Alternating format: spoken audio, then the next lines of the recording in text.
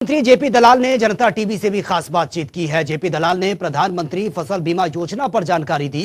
उन्होंने कहा कि साल 2016 से साल 2021 तक 81 लाख किसानों ने रजिस्ट्रेशन करवाया है और 5 साल में हरियाणा के किसानों को मुआवजा भी दिया गया। और इसी के साथ ही जेपी दलाल ने कहा है कि कई और मुद्दों पर भी उन्होंने अपनी प्रतिक्रिया दी है, वो सुन लेते हैं। हरियाणा में किसानों के लिए एक और बड़ी सौगात आज हरियाणा सरकार ने कृषि मंत्री जयप्रकाश दलाल ने दी है। प्रदेश में प्रधानमंत्री फसल बीमा योजना के तहत जो किसान अपनी फसल का बीमा करवाते हैं, उनको अगर कोई किसी तरीके की दिक्कत आती है, प्रीमियम कट जाता है, खराबा होने के बावजूद मुआवजा नहीं मिलता, तो किसानों के लिए अब एक नया जो विकल्प है वो उपलब्ध करवाया गया है। आज एक पोर्टल लॉन्च किया गया है। मेरे साथ हरियाणा के कृषि एवं किसान कल्याण विभाग के मंत्री जयप्रकाश दलाल मौजूद हैं। दलाल साहब, एक और नया पोर्टल जो है वो लॉन्च किया है, हालांकि मेरी फसल मेरा ब्यौरा के साथ ही जो है वो जुड़ा हुआ है। क्या किस तरीके से ये किसानों के लिए पोर्टल काम करेगा?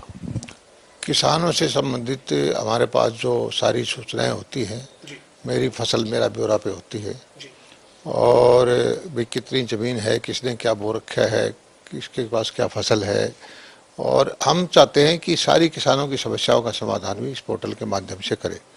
आजकल क्या होता है, जब भी हम क्षेत्र में जाते हैं, किसी गांव में 2 किसान, किसी में 4 किसान कह देता है जी 2019 में मेरा ये बीमा कटा था, मुआवजा नहीं मिला, कोई 2020 की कह देता है, कोई कुछ कह देता है, और हम उसको दे के फिर हम विभाग से वेरीफाई करवाते हैं। हफ्ता 10 दिन 15-20 दिन कारण में पता लगने में लग जाता है, और फिर उसकी समस्या का समाधान करते हैं। तो उस समस्या को देखते हुए हमने पोर्टल में ही उसी में ऐड कर दिया है, मेरी फसल मेरा ब्यौरा में, कि किसी भी किसान ने जो बीमा करवा रखा है और उसको बीमा राशि नहीं मिली तो उसमें वो डाल दे, और विभाग अपने आप उस पर कार्रवाई करेगा। किसान की वकील बन के हम काम करेंगे, और आगे तो हम इसको और सुधार कर देंगे 1-1.5 महीने में, कि जो बीमा कटेगा, चाहे बैंक काटे या CSC काटे, उसकी सूचना ऑटोमेटिक हमारे पास आ जाए। और जब कोई किसान की फसल खराब हो तो किसान खुद ही भर दे कि मेरी फसल खराब होगी है उस पोर्टल पे। उतना काम करने के बाद में अगला काम हमारे विभाग का होगा कि कंपनियों से संपर्क करना, उनकी जो चेकिंग कराना, उनका बीमा राशि दिलवाना। तो इससे किसानों की जो बहुत बड़ी समस्या है कि बीमा के बारे में कई कुछ लोगों को नहीं मिलता, तो उसका समस्या का समाधान हम करेंगे। यानी सर, अभी जो ये कॉटन की बिजाई जो है वो जल्द शुरू हो जाएगी, सीजन जो है वो आ चुका है, ग्वार या अन्य फसलों की जो है वो बिजाई शुरू हो जाएगी, क्योंकि गेहूं और सरसों की कटाई कढ़ाई का काम जारी है।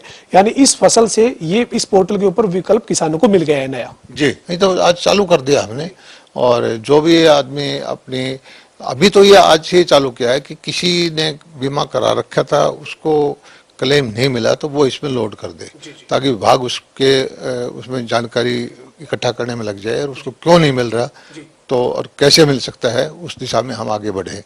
और आगे से तो बिल्कुल ये होगा कि जब भी बीमा कराए वो तुरंत हमारे पास सूचना आ जाएगी पोर्टल में, और जब भी कोई फसल खराब होगी किसान उसमें भर देगा कि मेरी फसल खराब हो गई है, और हम विभाग के आदमी उसको तुरंत गिरदावरी या चेकिंग, स्पेशल गिरदावरी जो भी कुछ करना होगा कराएंगे, और जब तक उसको बीमा की क्लेम नहीं मिल जाता तब तक हम उसको फॉलो करेंगे। यानी सर, कृषि विभाग एक तरह से किसान की इस मामले में पैरवी खुद करने वाला है, चूंकि इससे पहले किसान इस असमंजस में था कि मेरी फसल का बीमा करवाया, प्रीमियम कटा, पड़ोसी का मुआवजा आया, मेरा मुआवजा नहीं आया, उसके बाद जो है वो कहाँ जाए, यानी बीमा कंपनी पे जाए, DC दफ्तर के बाहर जाके धरना दे रहे थे कुछ जगह पर किसान।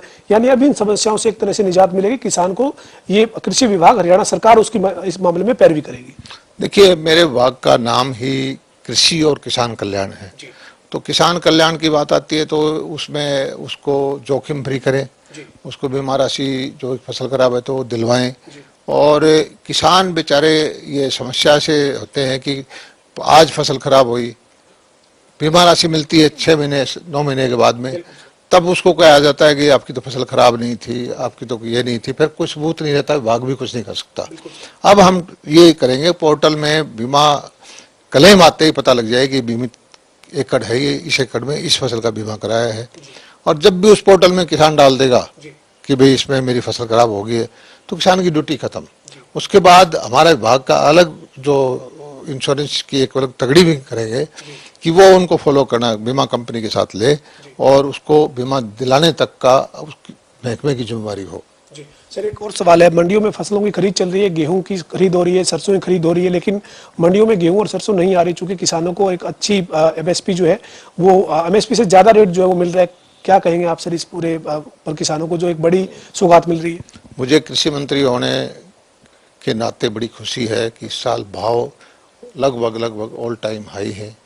आपने देखा होगा कपास 11-12 हज़ार रुपये क्विंटल बिक रही है, सरसों 6 से 8 हज़ार रुपये क्विंटल बिक रही है, और फसलों के भी अच्छे भाव हैं। और हमारी दक्षिण हरियाणा की मंडी सरसा से लेकर उधर बल्लभगढ़ तक बॉर्डर के इलाका है, वहाँ तो गेहूँ वैसे ही कम हुआ है इस बार। कुछ तो लोगों ने सरसों पर ध्यान ज़्यादा दे दिया, और कुछ लोगों को ये है कि उनका 200, 300, 400 रुपये महंगा बिक रहा है, राजस्थान वाले ले जाते हैं, तो किसानों को अच्छा भाव मिल रहा है। एक किसान को ये भी लग रहा है इस साल कि अनाज की खबरें पढ़ता रहता है यूट्यूब, यूक्रेन वॉर, कि अनाज के भाव बढ़ेंगे, तो वो रोकने की कोशिश भी कर रहा है। हाँ, इधर की मंडियों में जरूर अराइवल अच्छी है जीटी रोड पे, क्योंकि यहाँ तो 100% जमीन में गेहूं की खेती होती है। और मंडियाँ मैंने देखी है, 4-5 मंडियाँ व्यवस्थित चल रही हैं, प्रोक्योरमेंट अब कर रहे हैं, किसान को बेहतर घंटे पैसे देने की कोशिश कर रहे हैं, लिफ्टिंग की और की जो भी समस्या है उसका समाधान कर रहे हैं। बातचीत करेंगे सर।